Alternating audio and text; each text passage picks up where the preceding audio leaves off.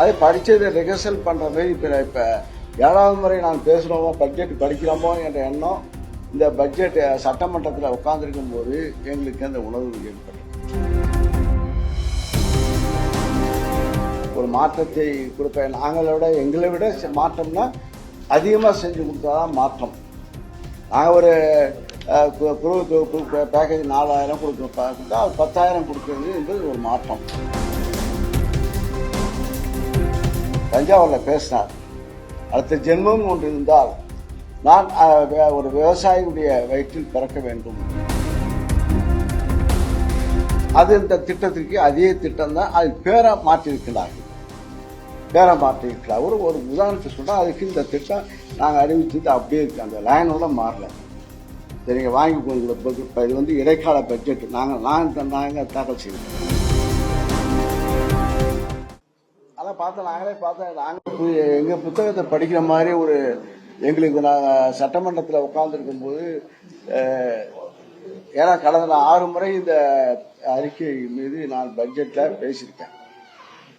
அதை படித்ததை ரிஹர்சல் பண்ணுற மாதிரி இப்போ 7வது முறை நான் பேசுகிறோமோ பட்ஜெட் படிக்கிறோமோ என்ற எண்ணம் இந்த பட்ஜெட் சட்டமன்றத்தில் உட்கார்ந்துருக்கும் போது எங்களுக்கு அந்த உணர்வு ஏற்பட்டது. ஏன்னா உணர்வு ஏற்பட்டது என்றால் மாற்றம் வேண்டும், மாற்றுவோம் என்று கூறி வந்த முதல்வர் விஜய் அவர்கள் ஒரு மாற்றத்தை கொடுப்பேன். எங்களை விட மாற்றம்னா அதிகமாக செஞ்சு கொடுத்தாதான் மாற்றம். நாங்கள் ஒரு குழு தொகுப்பு பேக்கேஜ் 4000 கொடுக்குறோம், அது 10,000 கொடுக்குறது என்பது ஒரு மாற்றம். நாங்கள் பொறியியல் மானியம் 50% கொடுத்தோம்னா அது 100% கொடுப்பது மானியம் கொடுக்கறது மாற்றம். ஒரு மாற்றத்துக்கு வருது. புதிய அறிவிப்புகள் ஏதாவது வரும் பார்த்தா அறிவிப்பு ஒன்றும் வரல. அதே நிலைதான் இருக்கிறது. பயிர்கடன் தள்ளுபடி என்று சொன்னார்கள். அவர் ஒரு திருவாரூர்ல எங்கே பேசினார், தேர்தலுக்கு முன்பாக சொன்னார், நான் ஒரு வேளாண் குடும்பத்தை அடுத்த ஜென்மம் ஒன்று இருந்தால், தஞ்சாவூர்ல பேசினார், அடுத்த ஜென்மம் ஒன்று இருந்தால் நான் ஒரு விவசாயியுடைய வயிற்றில் பிறக்க வேண்டும், விவசாய குடும்பத்திலே பிறக்க வேண்டும் என்று பேசினா. ஒரு டயலாக்கா வசனமா என்பது நீங்கள் முடிவு செய்ய பேசினா. ஆக இதெல்லாம் நாம் பேசி ஒரு மக்கள் மத்தியிலே ஒரு மாற்றம் வரும் என்ற எண்ணத்தின் அடிப்படையிலே இப்போ ஒரு மாற்றம் நிகழ்ந்து இப்போது முதலமைச்சராக பொறுப்பேற்று வேளாண் பட்ஜெட் போடுகின்றார்கள்.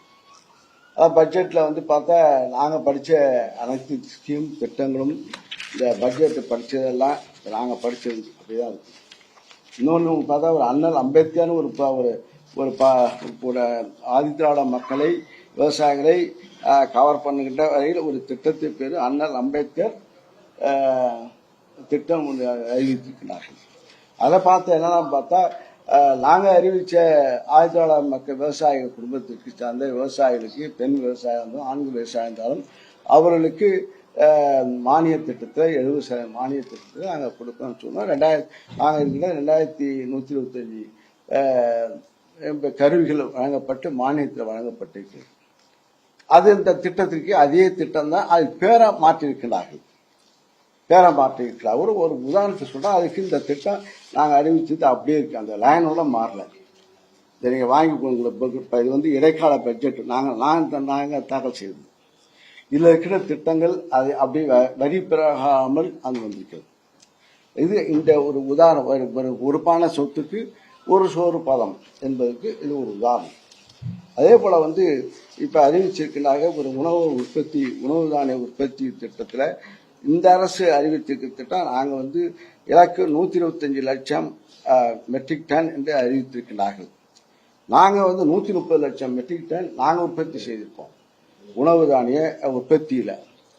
அதே போல விலையில்லா இலவச மின்சாரத்துக்கு மானியம் நாங்கள் கொடுத்தது 8180 கோடி ரூபாய் நாங்கள் கொடுத்துருக்கோம். நம்முடைய முதல்வர் மு.க. ஸ்டாலின் அரசு கொடுத்தது. இப்ப மாற்றம் தந்த அரசு என்ன சொல்லிருக்காங்கன்னா 7432 கோடி நாங்கள் மின்சாரத்துக்கு, இலவச மின்சாரத்துக்கு, விலையில்லா இலவச மின்சாரத்துக்கு வழங்குகிறோம் என அறிவித்திருக்கிறார்கள். இப்ப இதே தளபதி எங்களுடைய முதல்வர் இருக்கும்போது விவசாயிகளுக்கு 2 லட்சம் மின் இணைப்பு வழங்கப்படும் என்று அறிவித்து இந்த 5 ஆண்டு காலத்தில் 2 லட்சம் விவசாயிகளுக்கு நாங்கள் மின் இணைப்பு கொடுத்திருக்கின்றோம். அந்த திட்டம் இந்த பட்ஜெட்ல வரல. இது ஒரு சாம்பிள் சொல்றோம். அதே போல மானாவாரி குறுவை நெல் சாகுபடி திட்டம் நாங்க வந்து எங்களுடைய முதல்வருடைய ஆட்சியில் 160 கோடி டெல்டா நான் டெல்டா விவசாயிகளுக்கு நாங்கள் குறுவை தொகுப்பு வழங்குவோம் என்று அறிவித்திருக்கின்றோம். அவர்கள் அறிவித்திருக்க 134 கோடி. இது பெருசா அது பெருசா? இது ஒரு உதாரணம்.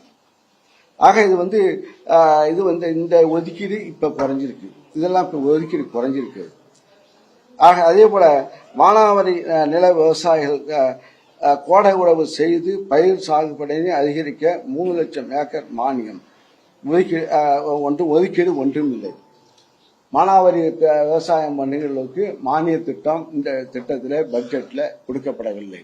நாங்க கொடுத்திருக்கோம். கிட்டத்தட்ட 246 கோடி முதல்வர் மு.க. ஸ்டாலின் அவருடைய ஆட்சியில கொடுக்கப்பட்டிருக்கிறது. ஆக அதே போல மண் வளம் பாதுகாத்த மண்ணுயிர் காப்போம் என்ற ஒரு திட்டத்தை இப்ப அறிவிச்சிருக்கிறாங்க. நாங்க கொடுத்தது 142 கோடி நாங்க கொடுத்தோம். இப்ப இவங்க அறிவிச்சது 122 கோடி தருவதாக இப்ப அறிவித்திருக்காங்க. ஆக கடந்த ஆட்சியை விட இப்ப 20 கோடி இப்ப ஒதுக்கீடு குறைவு. இது இப்ப அதே போல பயிர் காப்பீடு திட்டம் மாநில திட்டம்.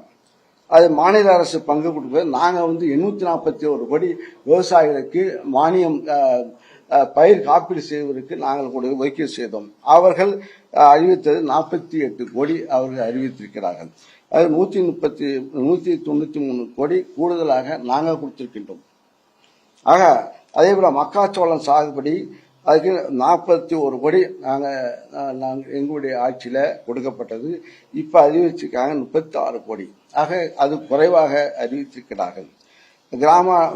கிராம வளர்ச்சி திட்டம் எந்த திட்டமும் அறிவிக்கவில்லை. நாங்கள் அந்த திட்டத்தின் அடிப்படையில் 270 கோடி நாங்கள் 12,000 தமிழ்நாட்டில் இருக்கின்ற 12,525 ஊராட்சிகளிலும் இந்த அரசுடைய எங்களுடைய ஆட்சியில இந்த திட்டங்கள் இழக்கப்பட்ட கிட்டத்தட்ட 800 கோடி அளவிற்கு நாங்கள் செய்திருக்கின்றோம்.